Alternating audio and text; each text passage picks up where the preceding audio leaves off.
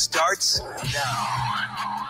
You bet it does, and welcome into this Wednesday edition of The Big Show. Brendan Schaefer, producer Billy, along with you for all the fun and games today. Andy is on assignment. He'll be back tomorrow, but today we've got plenty to get to, Billy, with the college football playoff rankings unveiled for the first time this season, and we'll take a look at it coming up here in a couple of minutes. In one word, describe your reaction, Billy. What do you got? Disappointed. Oh, boy. Billy's going to expand on his disappointment. I've got a little disappointment of my own, I think, with the way the rankings fared, at least locally here for the Missouri Tigers. So we'll get into all that in just a couple of minutes. I want to revisit some of the NFL trade deadline stuff as it pertains to Breece Hall and the fact that he's still a Jet and maybe just as importantly, not a Chief. And according to at least a screenshot from somebody on Twitter, Breece Hall has thoughts about this. So 425, we'll get into that. And 505 today, we will go through our SEC football tiers and update them relative to last week. I don't know. Maybe Billy's just going to commandeer Andy's. We'll see if that's the way that we decide to do this or not. Put me on a sinking ship? I mean, we'll just have to wait and see. I think Andy does a great job. I think Billy can probably make him even better. So at 505, you can weigh in with what your SEC football tiers would be. Obviously, a big one coming up this weekend for Mizzou taking on Texas A&M. So we'll talk about that throughout the show today as well. You can give us a call or a text to join in on the show, 573-875-5847. You can also watch us on YouTube now, youtube.com/@KTGR Sports. You can interact on Twitter @KTGR Big Show or find us on Facebook at facebook.com/KTGR Big Show. Now, the Big Show's Big Deal. Yeah, I think disappointed is a fair word to use when it comes to the CFP rankings reveal from last night. Mizzou, despite being a few spots higher in the AP poll, they're number 22 when it comes to the rankings that actually matter in the CFP poll. Tigers behind Iowa, who wasn't even ranked in the AP top 25. They're behind Michigan, and they're behind Southern Cal. So 3 Big Ten schools getting in right above Mizzou. Miami, with their 2 losses in the ACC, is at 18. 7 SEC teams check in above Missouri, 6 of which are within the top 12, with Texas and Oklahoma just outside the borderline of what would be the CFP field. But as we know, still a long way to go. So I guess the question that we will have to discuss relative to Mizzou's rankings is, well, can they climb from 22 up to high enough to get into the CFP if they win out? That is your Big Show's Big Deal on this 5th day of November, 2025, 875-5847 to give us a call or a text to weigh in on this topic. Billy, I was disappointed as well to see Mizzou at 22. I don't know if I was super surprised. Yesterday, I set the over-under at 19.5. Andy said, they'll be better than that. They were 19 in the AP. I kind of thought 19 or 20. Iowa really threw me for a loop, but you said disappointed. Expand on that a little bit as it relates to the Tigers. Yeah, I was more referring to the way the kind of top 10 was layered, but I think that also applies to Missouri.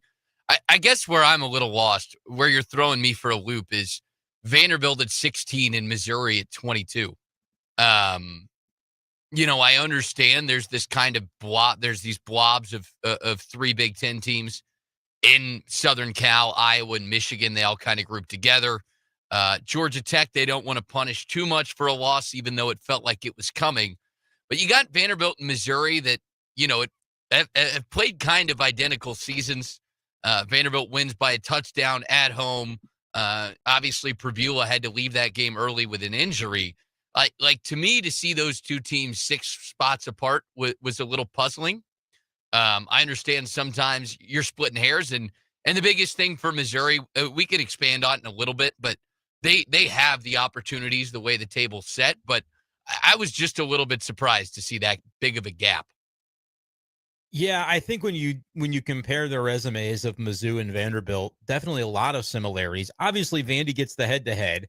You do wonder, like, the extent to which what quarterback you used, what quarterback you're able to use moving forward. Like, does that bake into it? I think, obviously, with the Jordan Travis situation a couple of years ago with Florida State, that was a big topic of conversation. That was also, like, within the top 4, right? You had to be in the top 4 to make the playoff. we're not going to get that type of insight from the committee and go, hey, we want to know why our school was lower and why some others were higher. Did you bake in the Zollers factor? Like, maybe we can read tea leaves as time goes along. If Mizzou wins with Zollers, does that push the Tigers up because the committee had questions about the quarterback situation? And then if they come up with an upset win over Texas A&M, that answers all the questions, and maybe Mizzou takes a big rise. My worry would be, when you have that type of gap, how much distance really is there in the committee's eyes between 16 and 22? Is it as simple as my belief that they go, oh, man, there's 6 SEC teams in the top 12. There's 7 of them in the top 16.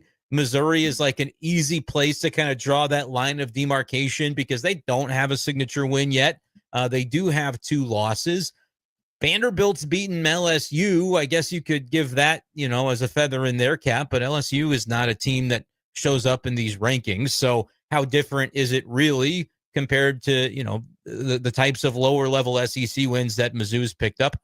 I don't know. I think Mizzou falls victim a little bit to the committee kind of making sure its bases are covered with some of these other leagues. And they're already going to hear it about how many SEC teams are ranked so highly. I see that as correct. Because I think the SEC has more of those elite teams, but there are going to be fans of the ACC that say, look, I mean, these teams only have 1 loss, and they've, these SEC teams, a lot of them, you could argue, are getting their wins against the middle of the conference. And why should that be any different than the Big Ten or the ACC? I think it's disappointing, though, that you're behind all those Big Ten teams, but maybe the reality, Billy, is like the margins between 18 and 22 are really, really thin. And they had to slide Georgia Tech in there somewhere because they only have 1 loss and not 2. They did put a 2-loss Vanderbilt above Georgia Tech. And because Vandy has, I guess, a little bit more of that resume, even though they've lost to, 2 ranked teams, just like Mizzou has. If the reality is 16 and 22 aren't that different, I think we'll find that out based on a potential Mizzou win and then vaulting them up. But my concern would be, now that we've got rankings for the first time, do they fall into the trap of, okay, did a team win? Great. They get to stay where they are. Did a team lose? Oh, that's when we drop them. But we can't drop anybody past Missouri otherwise, or any other team that might be picking up big wins. Mizzou's going to play the number 3 team in these rankings. If Mizzou gets this win, that's really still the bottom line. The ranking doesn't matter that much. But if Mizzou gets this signature win, Billy, and then next week they're at 19 because nobody above them lost, then it's time to freak out a little bit and say, I don't even know how Mizzou climbs up if it's not by virtue of a win like the one they have the opportunity to take on Saturday. Yeah, you're right. And the nice thing is some of this will work itself out a little bit, at least with the teams you have to jump. Southern Cal, Iowa, and Oregon, they will all play each other in some form in November. Obviously, Michigan's got to play Ohio State. Miami still has a couple tough games left. They've got Georgia Tech and Pittsburgh. So, we'll see how things work out. But again, I think the biggest thing is Missouri knew they had to win out to have any sort of prayer at this thing. Obviously, you just hope to see a nicer number next to your name, just for sort of the brand of it all. But it was a little confusing seeing that gap, and I wonder if that's the committee factoring in where teams were ranked when they played them. Because if you go by the AP poll, Vanderbilt's win over South Carolina and LSU was a win over a number 11th ranked team and a 10th ranked team. Yeah. Obviously, that's silly, but I think when you go to the top of the list, you see that. Not supposed to apply, by the way. Right. Like, AP is just a figment of our imagination when it comes to these rankings in theory. But, like, you look at the top 3, and it sort of bears itself out. Yeah. Like, Indiana has the most impressive win of the 3. Texas A&M's win over Notre Dame should be held in higher esteem, I think, than Ohio State's win over Texas. And numbers-wise, they're all about equal. It's not like Ohio State in the efficiency metrics are blowing Indiana or Texas A&M out of the waters. So I don't know. I kind of wonder about those questions. Again, unlikely Missouri goes 4-0. If they get that, I think they're still in a fine position. But it was definitely a little puzzling. Yeah, I kind of wish the CFP committee only released like a top 16 because we have all of this consternation about what's happening at the bottom of the poll. And if we just didn't know, then there would also be the cover for the committee to not have to factor that into their next ranking. Like, well, Mizzou got a big win, but they were all the way down here at 22. So we have to kind of limit their upward mobility relative to the previous poll. Whereas if you're a 7-2 or whatever, 6-2 Mizzou team that then wins and gets that W over Texas A&M, and it's like a top 16 that they wouldn't be in, they're in it the next time.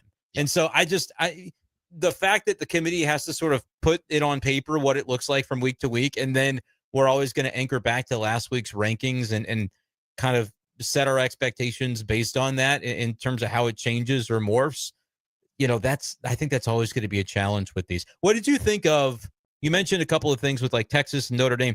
Those are two teams right now, like right on the borderline. If the playoff were to begin today, which we know it's not, but Notre Dame would be in at 6-2 with a couple of losses that we respect, but maybe not as many wins that we respect, and then Texas would just be right there on the outside looking in.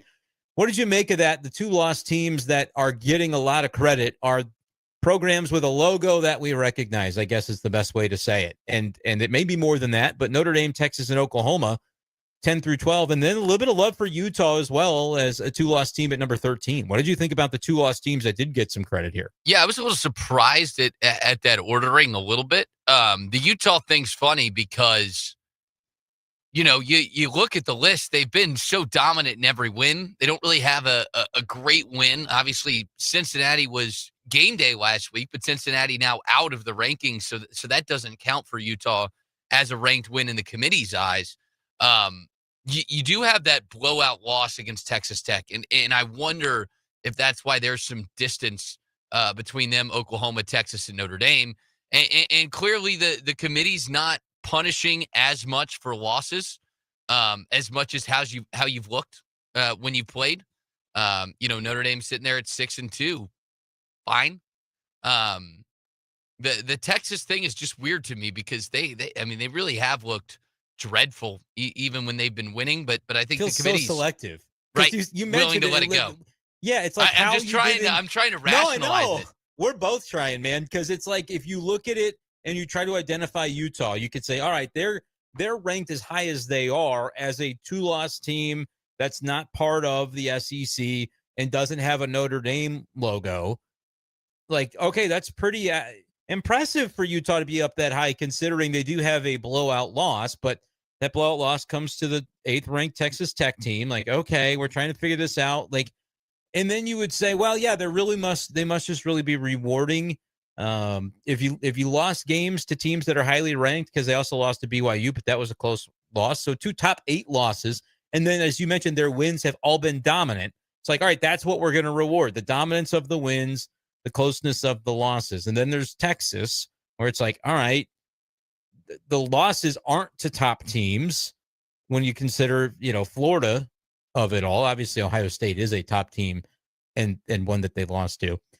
But then have they been really very dominant in their wins? No. So it's like it definitely does feel selective at times of how they try to piece it together. I do think we can glean something, though, about Mizzou when it comes to that exercise, because in fairness, Mizzou has not been dominant in its wins against the likes of South Carolina and Kansas, not to the degree that Utah has been against some of their conference opponents. And I would say that, they're playing a Big 12 schedule that's pretty weak, but there have been other teams that have blown Kansas out of the water, and we didn't quite do that. So, like, even those are probably being maybe not held against Missouri, but it's not giving you a reason to bump Missouri up any higher as compared to Utah going 42-10 on Arizona State, 53-7 on Colorado, 45-14 on Cincy. Like, they're winning their conference games for the most part by 30-something points if they're winning them at all. And so, like, I do think that bakes in when applicable. Unfortunately for Mizzou, you do have the 2 good losses, like in terms of proximity in those games, lost by a combined 10 points, 2 teams that are ranked 16 or higher, one of which is in the top 5. But the wins, I think, in the way that they have won, are kind of what's holding Mizzou back. Well, and I think the Auburn thing was a setback too this weekend. I think you kind of rationalized it when it happened, and fairly so. And you saw Auburn kind of, I don't want to say dominate, but controlled that game at Arkansas. And you said, all right, well, they were right there with all these really good football teams, and they've just been a couple bounces away in some of these games. Yep. But, man, for them to go out and do what they did at home against Kentucky, it's kind of hard to sit there and say, hats off to Mizzou. It's tough to get a win there, but that definitely, I think, lost some respect from the committee. Yeah. Kentucky won more easily at Auburn than Mizzou did. Yeah. Like, that's just a fact. So I will be punitive, by the way. 505 Auburn, I'm coming for you. Yeah. Just a little teaser there. The one interesting grouping to me is Virginia, Louisville. You got Vanderbilt kind of splashed in there, and then Georgia Tech, Miami. Georgia Tech and Virginia are two teams that have felt very similar to me. And this goes back to your point of like recency bias, which is that Georgia Tech has lost more recently than Virginia, and they both lost at NC State. But like Georgia Tech and Virginia, both only have one loss to this point, but haven't looked great, and neither really has that signature win. Louisville, I think, just behind Virginia because Virginia beat them. But just the way that sort of order and, we'll just slide Vanderbilt in there. It's just clunky. I don't really get it. It feels clunky. It feels clunky and a little bit lazy. We talk about NCAA basketball tournament. They scrub the seeding, and it's like they really look at one against another. It feels like with this, they went very order of operations where they had to say, okay, to your point, Virginia did this against Louisville. And so like they're going to be behind them because their resumes are otherwise similar. And then it's like, yeah, but that might kind of run counter to what Georgia Tech does, but we can't have too many of these ACC teams above Vandy. So where does Vandy slide into the little ACC sandwich they've got going on? And to your point about recency, I think it did apply, and Miami losing recently as well, showing another drop there. It did apply, and it shouldn't apply, especially to a committee that didn't have to make rankings until last night. Right. Like, you didn't have to anchor to anything from before, so why not be able to take it more holistically in the way that you approach it? And I would say Missouri, also a victim of the recency stuff because their recent stuff hasn't looked as good. You know, the quarterback injury notwithstanding, just the result of their recent games has not been to that level. And so you're probably punished a little bit with that. Yeah, it's just like you guys, they didn't want to take a stand on very much. Like, okay, 2-loss Big Ten, you kind of all go in here together. The most of the 2-loss SEC, like Vanderbilt, that's going to be a little bit better than the others. Missouri, you're going to have to pay for your 2 losses a little bit more because, like, the only 2-loss SEC team that's in that position is Mizzou. The others are all kind of getting credit for theirs to be in the top 16 or better, which is within striking distance. Like, I don't think Vanderbilt has to wonder if they win out if they're in the top 10 or 11. Like, I think they very much will be by virtue of where they're ranked today. For Mizzou, we do have to wonder a little bit, but I also think Mizzou's remaining schedule is tough enough that if the committee goes by the metrics and the data that they're supposed to, that it does end up being okay. I guess bottom line, though, can we get some losses for these ACC teams, Billy? Because they'll probably come. They probably will, but they're going to clog things up if they don't. Yeah. I know some of these guys play each other, but not all of them do. Like Louisville and Virginia, I think, can both reasonably win out. Yes, Louisville does have to go to SMU, which will be a tough one. Yes. Virginia's got Wake Forest. They go to Duke. They play Virginia Tech, which, I mean, granted, old Greg Jones was a UVA grad. They've beaten him twice since I've been alive. And Virginia is the better team this year, but that's just been one that Virginia Tech just always has the mental edge in that game. You never know. But Miami still got to play NC State. They'll play at Pitt. So, I don't know. We'll see. Mizzou beats Texas A&M, and let's say the chalk holds for the rest. I don't know who everybody plays this weekend, but I'm asking this question in a way so as not to assume that we're going to move up because teams above us lose. A win over A&M, impressive enough to get Mizzou to where? What's the range, do you think? Just by virtue of them winning, not worrying about who else might have lost or what they did, because I don't think anybody right above Mizzou plays anybody good. Yeah, Iowa does play Oregon this weekend. But I say that, and I was looking at the AP, and of course, Iowa was not in there, so I couldn't. No, that's a good point. But I think Mizzou should jump to. I doubt they leapfrog Vanderbilt, but they should be at 17 because they would have a better win than anybody in that kind of mid-table category. That would obviously be better than Miami's win at home against Notre Dame, which is kind of the best of the bunch and the teams behind Vanderbilt. I just find it unlikely the committee would let Missouri leapfrog Vanderbilt at this point. That could change if Missouri also wins at Oklahoma. But, I think they should be at 17 if they win. You got to root, and again, rooting guide and all these other things are ancillary relative to Mizzou just has to win their games, and like not even plural. They have to win this game first, or we're talking about nothing here. But looking down the road, the game that I circle, if Mizzou's able to do its end of the deal, is Vandy, Tennessee in that final weekend, because that's the game that if Tennessee can win it, it sticks them both with 3. and you don't have to worry about the tiebreak over Vanderbilt, which they're going to theoretically, to your point, hold. Because, again, you could say, all right, I agree. Will they move Mizzou up above a Georgia Tech that still only has one loss? I don't know. That's the one I don't know. But I think all the Big Tens, other than Iowa, like if Iowa beats Oregon, Iowa becomes that rocket and they stay above Mizzou. But you move ahead of Michigan, USC, Miami. You're right behind Vanderbilt in some form or another. And I just don't think you get above them if you both went out, because they'll get to say, well, we beat Tennessee. Mizzou can say we beat Oklahoma. And I'm not sure. I think both those games are on the road. So I think you're going to look back and go, man, if it's just the Vandy thing, if like Mizzou does go 10-2 and Vandy gets there, like that could be where you're hung up a little bit, because you're not going to get that additional SEC team in. But you're also looking at teams right now that are well above you that, in theory, if this all were to come to pass, are going to take losses. Like you're going to hand one to Oklahoma if this happens. Other teams that could still take losses. Probably you're looking for Texas maybe to drop one yet, and then it gets interesting, right? Like if Mizzou only moves up to 19 after an A&M win, and then they play Mississippi State and Texas decides to lose that weekend, it's like, okay, we're just playing like you move down 4, we'll move you up 3, and then you could still get caught behind a 3-loss Texas. Like stranger things have happened, but I don't know. Disappointed, I think, in a lot of ways to the rankings, Billy, but overall, the main thing is the main thing. Mizzou just has to win this game on Saturday. I mean, that's really still nothing has changed from 24 hours ago to now. That's what it was then, and it's what it is now. Yeah, and I could riff on the top 10. I was a little puzzled by the way they kind of ranked the top 3 compared to the way they ranked 4 through 9. But we can talk about that later. The big thing I think for Missouri is this, which is this 2023 type of team that's a legitimate bona fide top 10 team? Or is this a team like last year that, came out on the right end of some decisions, but ultimately was not an elite team? And right now, in the eyes of the world, and I think it's fair based on what they've shown so far, they see this as more of a team, a 24 team than a 23 team. Yeah, we'll see, though. They can change that. They can change that. I don't know what to expect either. I kind of think that's what it is. But I also, have seen some really good things from this team and know how close they've been in a couple of these losses to where it would look so different if they were able to get even one of the two. But then there's this aspect of like, all right, we're this STP mentality. This eventually we do have to prove it, or it's just kind of like, all right, it's just more of a good tagline, and there's not really a lot of impetus behind it. There's not a lot of substance there. If we're continuously proving that we're like able to go 9-3, then, okay. I think Mizzou has more than that in them.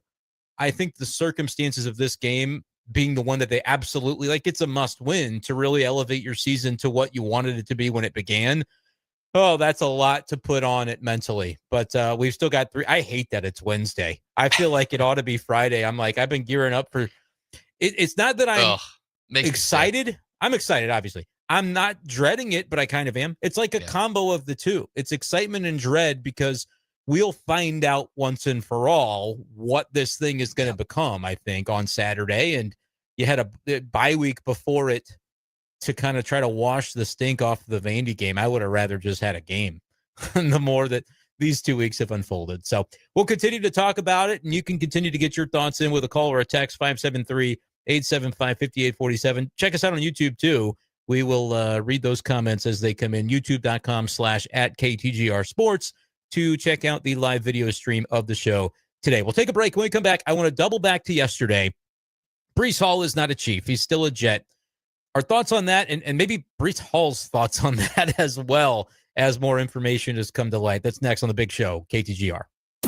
Miss the latest edition of The Big Show? Catch up on demand with a full show podcast on the KTGR app. Download it now, wherever you get your apps.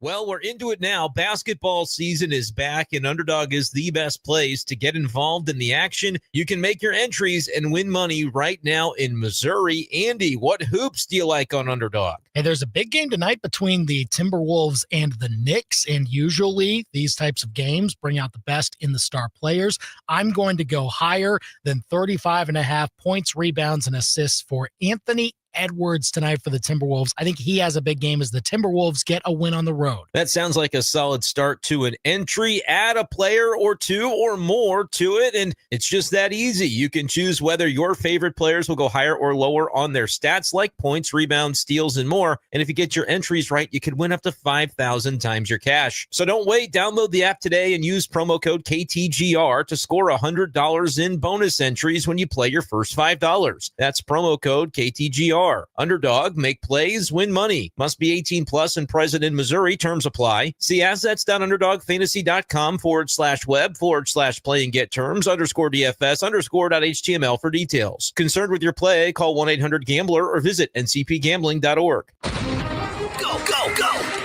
Sir, the bugs have taken over the entire neighborhood. They took out the Thompsons, the Joneses, and the Smiths. I don't know how much longer we can hold on. Calm down, soldier. Reinforcements are on the way.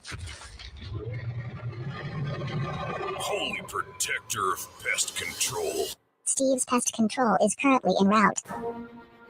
As the season changes, you may notice spiders, wasps, and mice trying to enter your home. But don't worry, the pros of Steve's Pest Control are ready for battle. Before the fall invasion attacks your property, calmly, quietly, pick up your phone and call us at Steve's Pest Control. We've been protecting businesses, homes, and neighborhoods all over Central Missouri for years, and we can protect yours too. I'm Steve with Steve's Pest Control. We will eliminate your pest problem and stop the fall pest invasion. I guarantee it. Now you got a friend in the pest control business. Steve's Pest Control.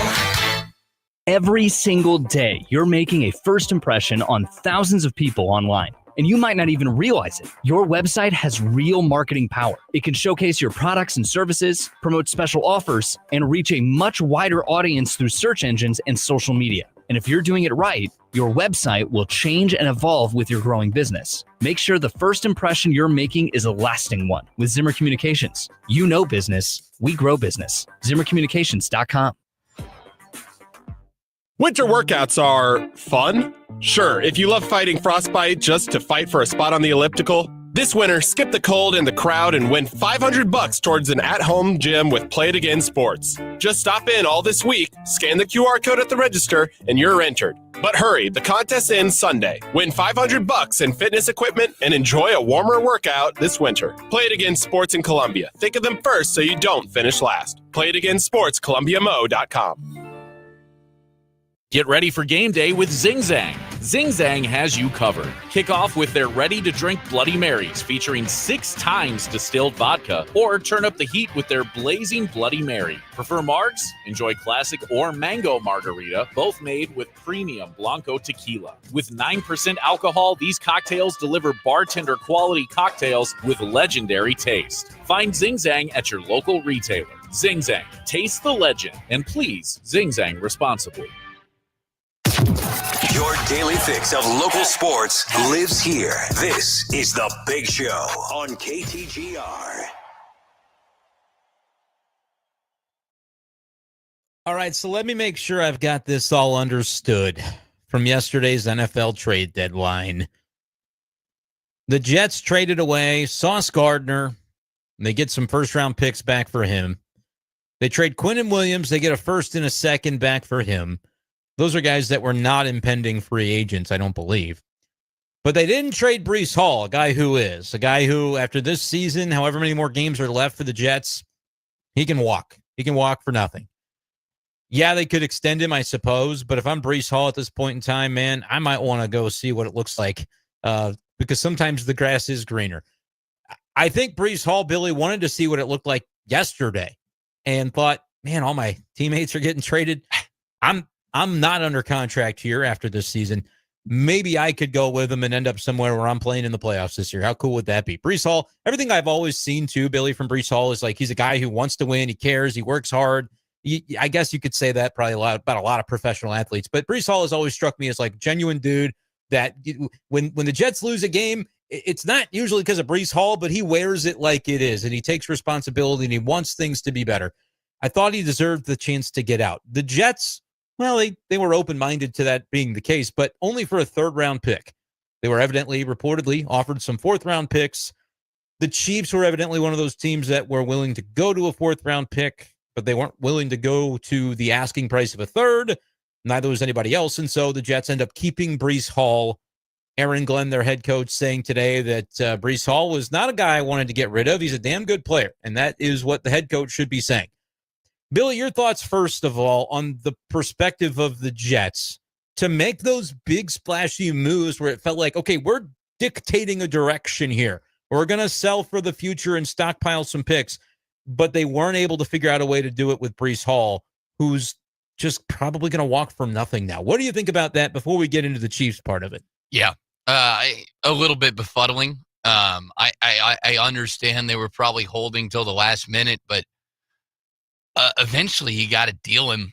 And I understand Breece Hall's a good player, and maybe there's some belief they may sign him, but I kind of find that unlikely that he's willing to stay, because I'm sure there's teams that are willing to pony up and pay as much as the Jets are willing to. And again, no disrespect to Breece Hall. He's a great player, but the way the NFL works now, I mean, there's not really very many running backs that you can build a franchise around. And I certainly don't think multiple teams that were in a little bit of a bidding war. And I understand you're holding your cards, trying to get the best offer available. But at the end of the day, when the clock strikes midnight, he is going to turn into a pumpkin when he walks in free agency. So you got to get something for him. Take the best offer when the time comes. And it was interesting to see like the source wars going on where one would report that the Jets are unlikely to trade Breece Hall, and others would say, yeah, but they've got multiple offers in hand. It's like the Jets wanting those teams to see where they were and to see whether they could end up with what they were hoping to get from Breece Hall. And like, we don't always know what motivates a front office executive in these shoes. We would sit here and say, duh, just get what you can for him. You're 1-7 or whatever their record is. Like, you're not going anywhere this year with him. He's going to be gone. Just get what you can. But then it's like, and this wouldn't make any sense, but if the Jets are thinking, yeah, but we've already traded away 2 big guys, can we handle another PR hit of really just selling it all? That would be misinformed, like relative to where the Jets are. I think picking a direction would have made the most sense. I imagine if they were getting offered of a fourth by multiple teams, were there teams that would also go like a pick swap of a 6 for a 5th or a future 6 for a future 5th, whatever. Like, I think they would have gotten something tangible. We've seen 4th round players turn into some good NFL guys. And so that would have made sense to me. I turn around and look at it from the Chiefs perspective. And to your point, you kind of touched on it there. Maybe Breece Hall is not the guy that you build a franchise around. I would argue that there aren't any that you can do it with. Not even Saquon Barkley was that for the Eagles. No, that's what fair. The Eagles had, though, was a full-ass team, and then you plop Saquon Barkley into it, and you go to the next level. That's why it worked so well for him in Philly.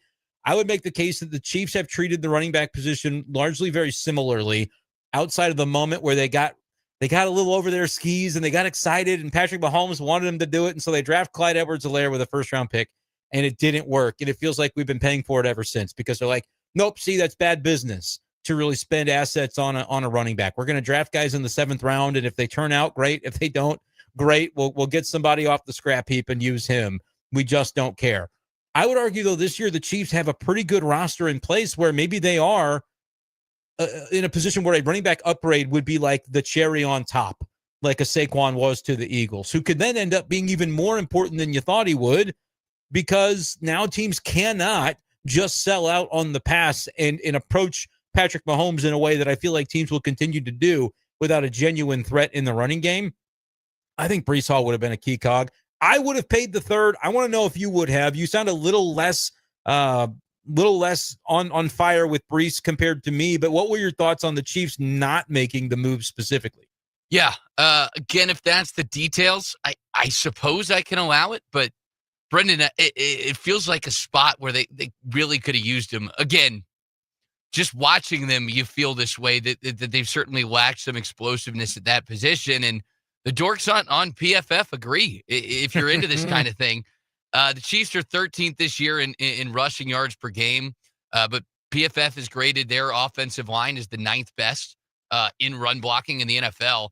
And you look at yards after contact per attempt, of the 54 players who have carried the ball at least 50 times, Pacheco ranks 37th with 2.74 yards after contact per carry. Kareem Hunt at 34th with 2.78. Breece Hall at 14th. Like, that jump matters, especially as you start to see, I think, a little bit of that explosiveness in the offense return this year, something that's been missing over the last year and change.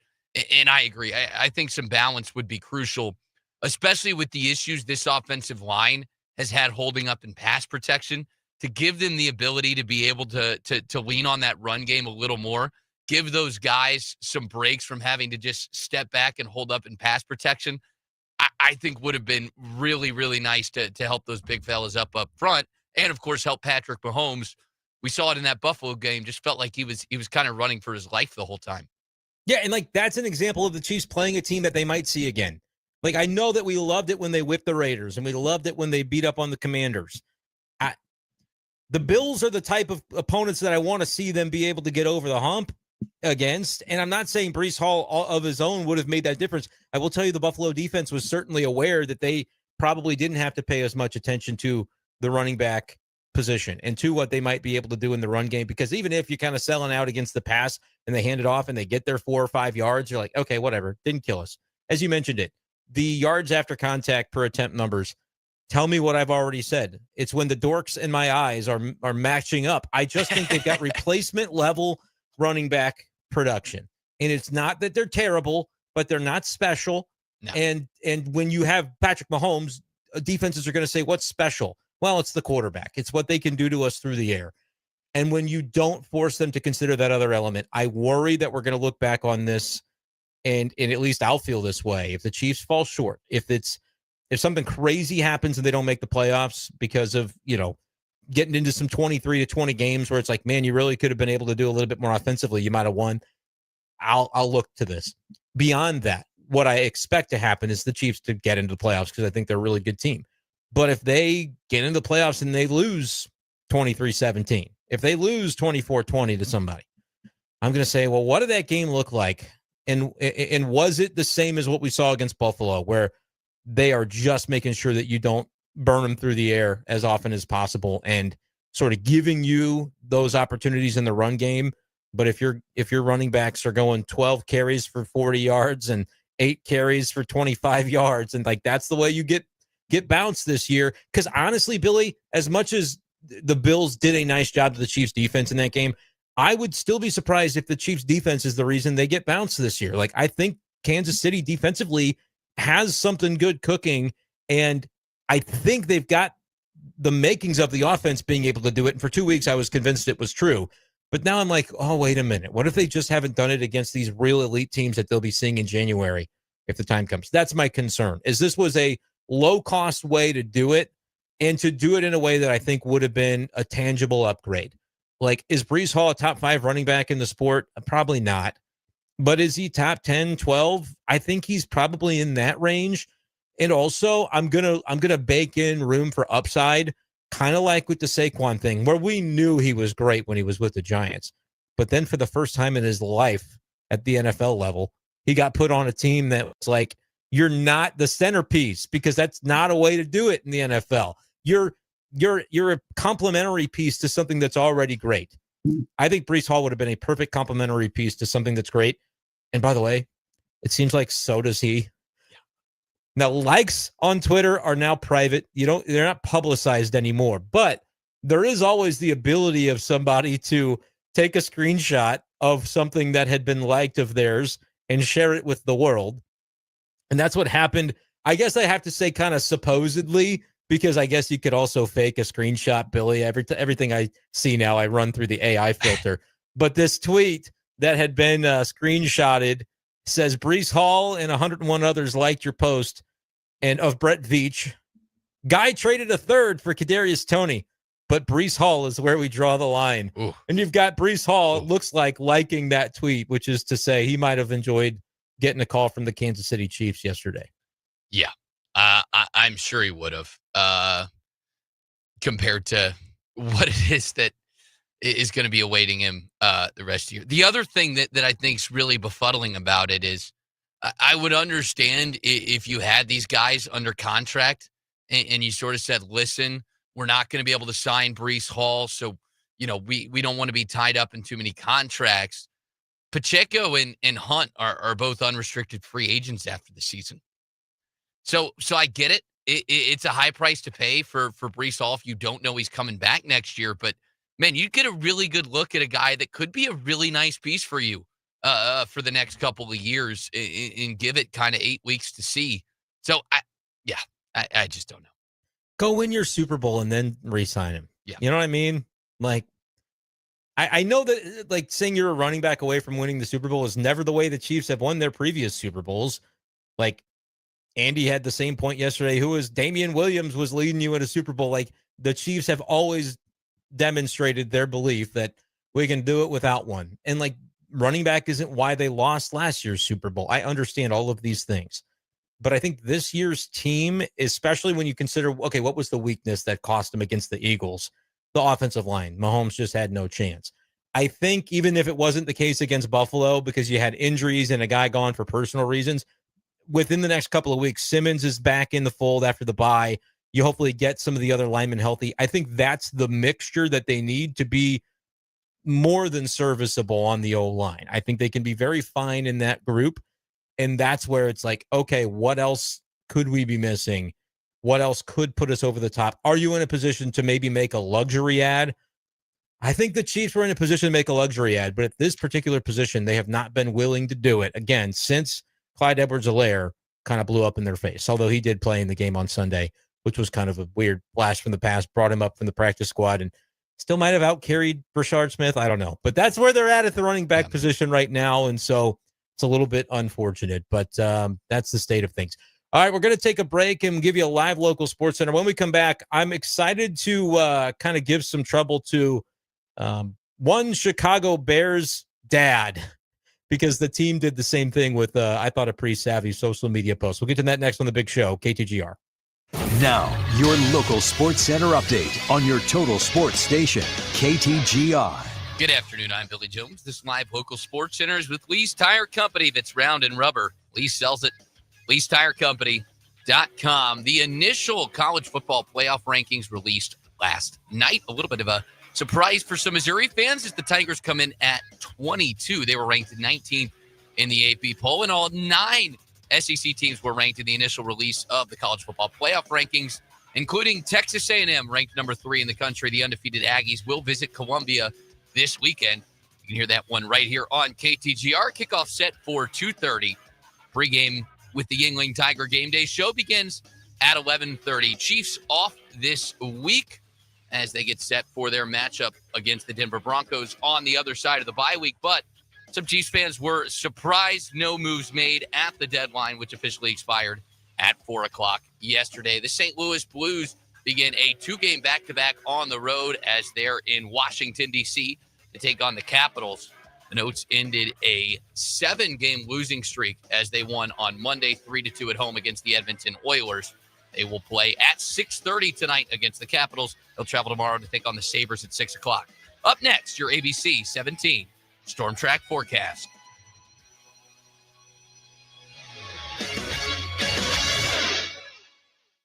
I'm ABC 17 Storm Track Chief Meteorologist Jessica Hafner. I'm tracking a clear and cold night as temperatures drop down into the upper 30s.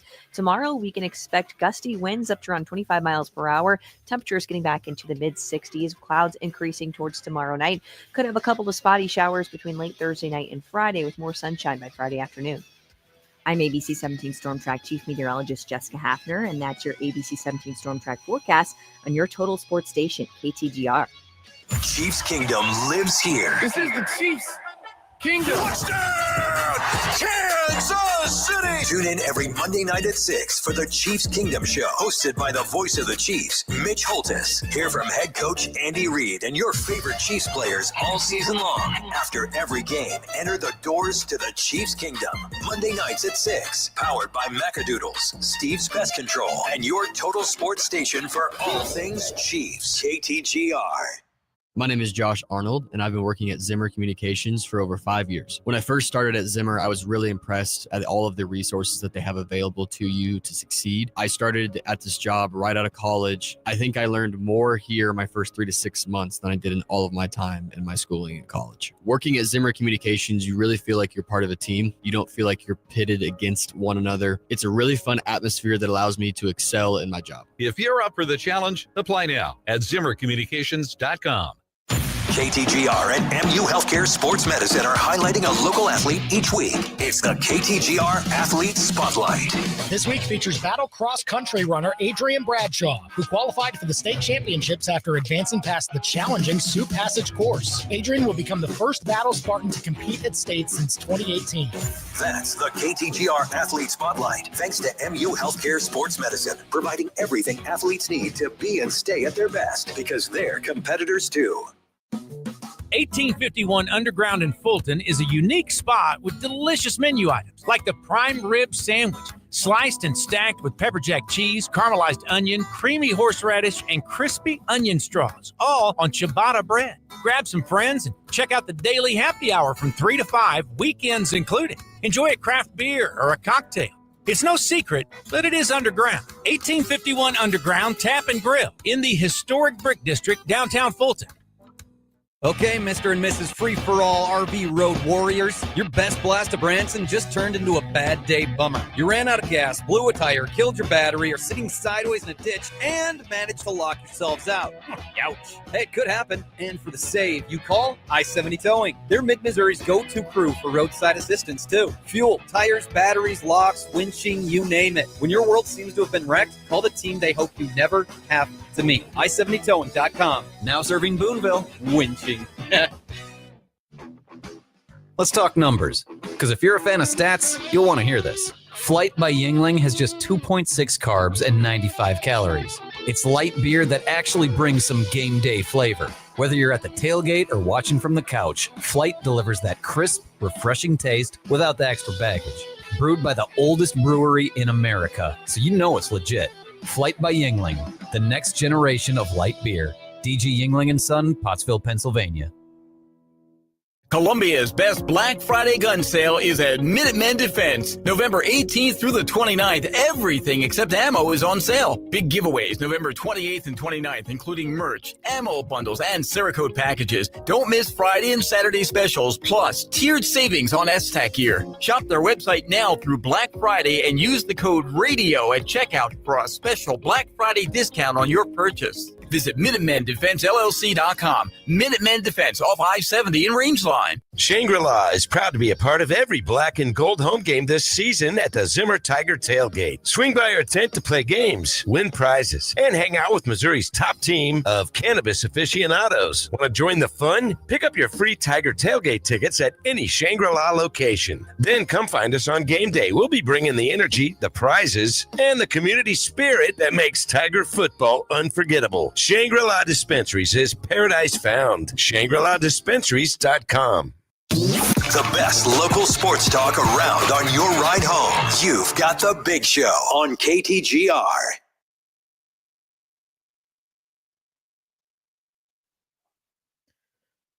So evidently, Roma Dunze's dad, after the Bears' crazy win against the Bengals on Sunday, did what dads do at times in the NFL, it seems, or pro sports in general.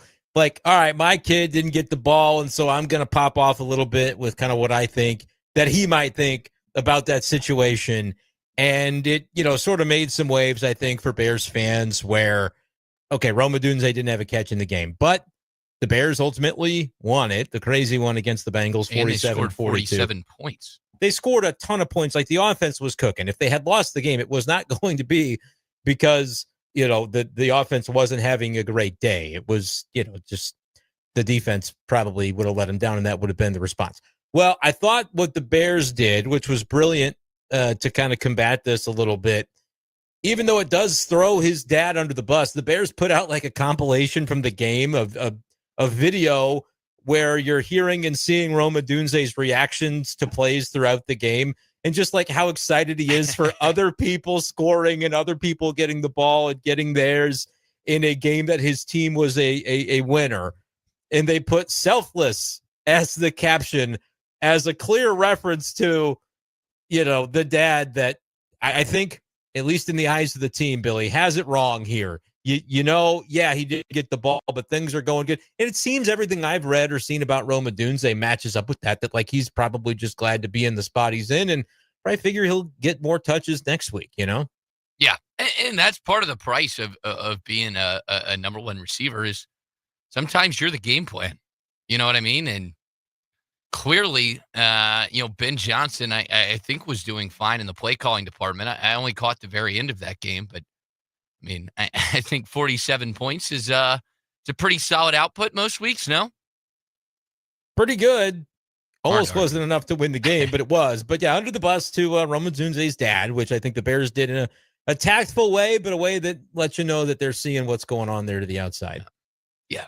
Maybe he did need to post it, but nonetheless, Yeah. I think shine some light on Rome because a lot of times guys can get dragged down for the way other people present them. So I suppose I'm sure he's happy to see that people can see him in that light. So definitely under the bus right there. Under the bus as well to, I think we do put the Chiefs there a little bit. I would put the Chiefs there more so than the Jets, honestly, but I think both of them would belong there. They should have found a way to make the marriage work. I know we've belabored the point at this juncture, but yeah, that's just one where I think one way or another a deal should have gotten done. I don't know if I put more of the onus, Billy, on the Chiefs to have met the Jets' demands or for the Jets to have been more reasonable with theirs just because of the fact that they weren't going to get anything for him. But bottom line is, I think both of them still are in that situation, and even more so when it comes to the Chiefs because I'm seeing the tweets that are liked by Breece Hall suggesting he would have liked to have been involved, and that just makes me – it's going to be a what-if for me if the Chiefs don't win the Super Bowl this year. Yeah, I think you're right, especially if it is that offensive line that ends up being the culprit. You mentioned it a couple of minutes ago. Boy, he would have been a really nice piece. I'd like to imagine it going down a little bit like the Cuban Missile Crisis, although I suppose didn't end as well. But sure, some sort of red phone from Kansas City to New York, but feels comparable, in the history of our nation as well as this football team. I think that's probably an exact comparison. So, yeah, I don't know. I think in this case it was a missed opportunity. So under the bus too, I'm just going to say it, the Chiefs, and more specifically, Brett Veach. I know you can draft very well, and that third round pick probably valuable there. But no, I think this was an opportunity to really improve your team and go for it on the heels of that Super Bowl loss a year ago. So under the bus to the Chiefs in this instance, and under the bus, they're doing it tactfully. Another tactful one here, but I think under the bus to Kyler Murray in every regard with what's coming out of Arizona right now. Billy, he was put on IR today. I think, honestly, a situation where he was probably close enough to have played, but Jacoby Brissett has looked better. And so what's the way that we can try to pretend we're not throwing him under the bus? Put him on IR. He's got to miss 4 weeks because of his injury. Yeah. Although I will say, I think there's a lot of people that can look good against that Cowboys defense. We'll see if it progresses. But nonetheless, it was smooth. He was in command. And for once, the Cardinals finished a game. They've kind of left a lot of these fourth quarters up in the air. They've got stung for it a couple times. A few times they've held on. But I think it was nice to see them just play the fourth quarter as well. Yeah, that was good. I just think for Kyler Murray, and I'm seeing quotes from Jacoby Brissett talking about, the things he's done to communicate with Marvin Harrison Jr. and get their relationship in a good spot, get to where they have an understanding of each other on the football field.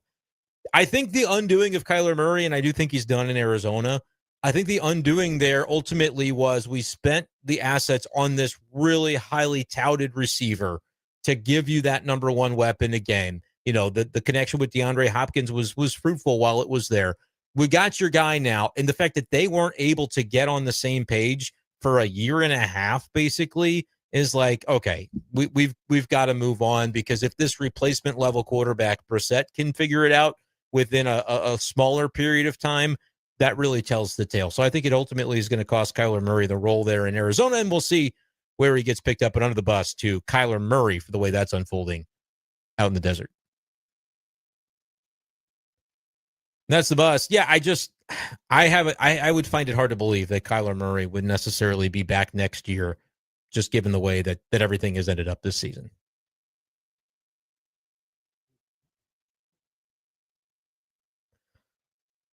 Sweetest Thing is brought to you by our friends at the Candy Factory. Try their tasty treats and handmade chocolates daily. Check them out on Cherry Street in downtown Columbia, or go online to thecandyfactoryonline.com.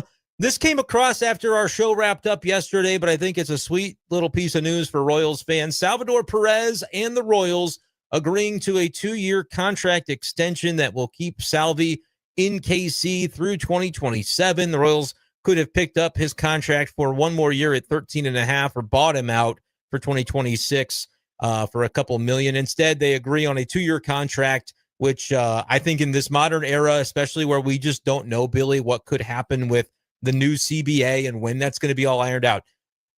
Salvi has shown the Royals a lot of loyalty over the years, not chasing top dollar and consistently choosing to stay in Kansas City.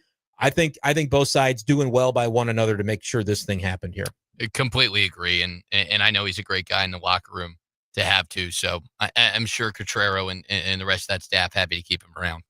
That's awesome, and I think it's pretty clear at this point they've been together long enough that Salvi's going to retire a Royal. Like they're not going to chase him out of town.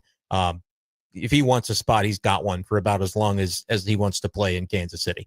So that's great to see. Will it be great to see what I do to Auburn in our SEC football tiers coming up? No, it won't. Not if you're an Auburn fan.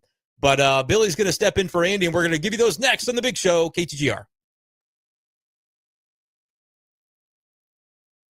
Hi, everyone. Andy Humphrey here for Lee's Tire Company. They are knowledgeable car people, great folks to work with, and they make sure you get a great deal, too. If you head over to leestirecompany.com, you can check out all of the great rebates that you can get on select tires. And if you're in the market for new tires right now, well, now's a great month to do it because Lee's Tire Company all throughout the month of November is giving you a free front-end alignment if you buy 4 new tires. So not only are you getting a top-notch crew to find the right tires for your vehicle, but you're also getting that free front-end alignment. Again, good through the end of this month. So head into Lee's Tire Company to take advantage of that now. And on top of that, their work is backed up by a 36 months, 36,000 miles nationwide warranty. Keeps you safe on the road, keeps you safe in your wallet as well. Head into Lee's Tire Company. There are 2 locations in Columbia, one on the Business Loop, another one at University Garage right by the MU campus, or their location in Centralia, or online at leestirecompany.com. Because if it's round and rubber, Lee's sells it. leestirecompany.com.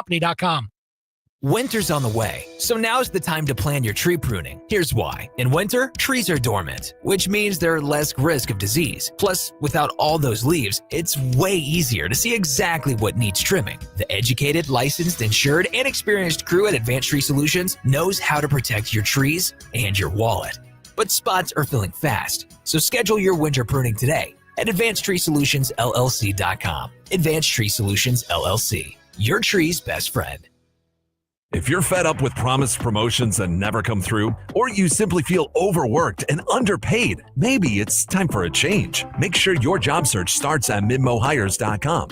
There, you can browse lots of local companies hiring for their next superstar employee. Plus, these are local jobs, so you don't have to up and move your whole family just to find a job that you enjoy. If you're looking to move up the ladder, start looking at the job openings posted at MidmoHires.com. Great local companies hiring great local people. MidmoHires.com. KTGR AM Columbia, KTGR FM Fulton Columbia, K286CL Columbia, Mid-Missouri's total sports station.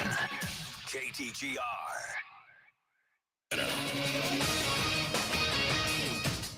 I'm Christine Lisi. It was back to work for the Colts today, a day after their acquisition of cornerback Sauce Gardner from the Jets for a package that included a pair of first-round draft picks. Indy coach Shane Steichen. He's an unbelievable player. To get a bona fide number 1 corner in this league, like I said, it elevates everybody around us. He's got all the elite traits you look for. He's sticky in coverage, the pass breakups, the interceptions. He's feisty. He's aggressive. Just to add that to the fold of the back end with the guys we already got back there, like I said, it's going to elevate everybody. So I think just a great get by Chris getting him. As long as he clears concussion protocol, Gardner will make his Colts debut Sunday against the Falcons in Germany. Texans QB C.J. Stroud out Sunday. He remains in concussion protocol. Cardinals quarterback Kyler Murray put on IR due to his foot injury, meaning he'll miss at least the next 4 games. NBA, Lakers guard Austin Reeves with groin soreness out again tonight against the Spurs, 10 Eastern ESPN. Hockey history could be made tonight in Washington, D.C. Capitals captain Alex Ovechkin enters the game versus the Blues, 1 goal away from becoming the first NHL player ever with 900 goals. ESPN Radio is presented by Progressive Insurance. Keep your career moving forward with growth opportunities, great pay and benefits, and one of the country's top workplaces. Go to careers.progressive.com and apply today. From Faro, 15 to the 10, to the house. Bush, Back to the wall, and it's got her. and Arrowhead. Touchdown! Kansas City! To your speakers. This is the big show, baby. Get fresh takes on the biggest sports stories in mid-Missouri. Right now, this is The Big Show with Andy and Brendan on KTGR. That guy lied. It's The Big Show with Billy and Brendan today on KTGR and live on YouTube, youtube.com/@KTGR Sports. Seriously, you can see our faces and leave a comment while you're there on the YouTube stream. You'll also get a chance here in a couple of minutes to see when we do our SEC football tiers update, the lovely graphics that Billy puts together to show you what our rankings were last week, and then how we might update them. We'll talk a little baseball on today's show. I'm thinking around 5:25, a little bit of an update, maybe sort of kind of on Nolan Arenado and what his availability for a trade could be this offseason. We'll get into some of the early makings of the hot stove across Major League Baseball as we're starting to find out more about what's not happening, who's not being retained by their teams, and maybe where Arenado fits into all of that. That'll be coming up as well. 573-875-5847 to give us a call or a text. But first, it's 5 o'clock.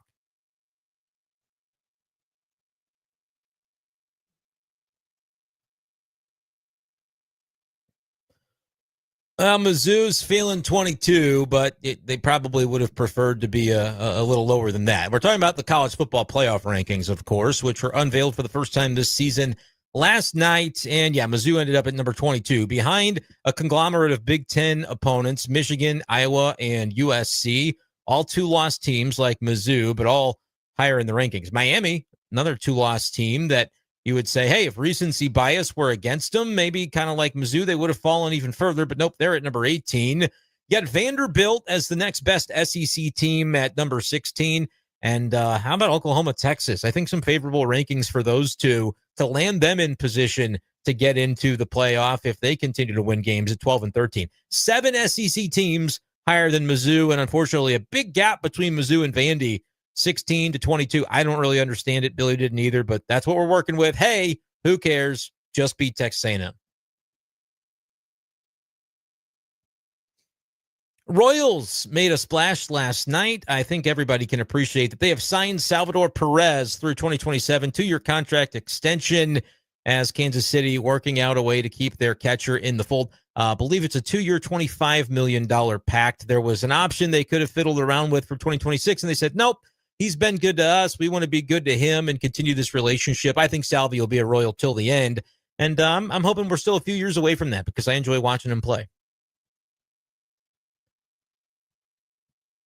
Little news related to Mizzou athletics. Found out that there's going to be some new on-court sponsors at Mizzou Arena. I think the stickers and everything have already been laid down onto the floor. Central Bank and M-Picks are going to be the new sponsors at Mizzou Arena. I know this has been a topic that only kind of grows with time. People kind of say, I don't want to see the sponsors on the jerseys in baseball or on screen or whatever the case may be. Look, across college hoops and college athletics, this is just the cost of doing business, and I think it's another obvious way to drive revenue for a Mizzou athletic department that we should all be rooting for to make more revenue. So I'm totally good with it. It doesn't bother me at all. Harrison Mevis signs with the Rams practice squad as their kicker Joshua Carty has been struggling recently. And anytime a kicker signed to the practice squad doesn't mean that they're going to get the job, but you do take note of it. I would love to see Mevis just get a chance, kick a long one, and then maybe have some job security for a little while. He was good in the UFL. We'll see what happens here.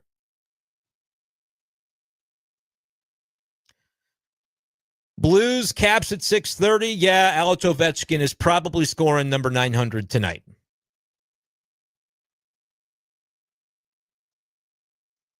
(875) KTGR to call us or text us. I just feel like the way things have been going for the Blues, Ovi has a chance to become the first to get to 900 goals. Yeah, that probably happens tonight. Puck drop at 6:30 out on the East Coast. I saw somebody tweet out asking for a score prediction.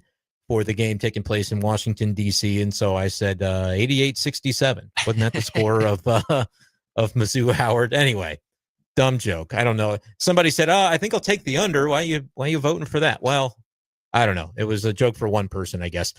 Nevertheless, we do have some SEC football tiers to break down here, Billy. So how are we doing this? Are you commandeering? Are you comfortable just taking Andy's and running with them and moving them and shaking them, or what do you want to do here? Yeah, this is where I got to tread lightly. I would love to commandeer Andy's tiers, but I also want a job come next week. So I don't think you'll mind it. Okay, well then perfect. I want any excuse to hop in, and I'll say, I think he's done a nice job, so I can't.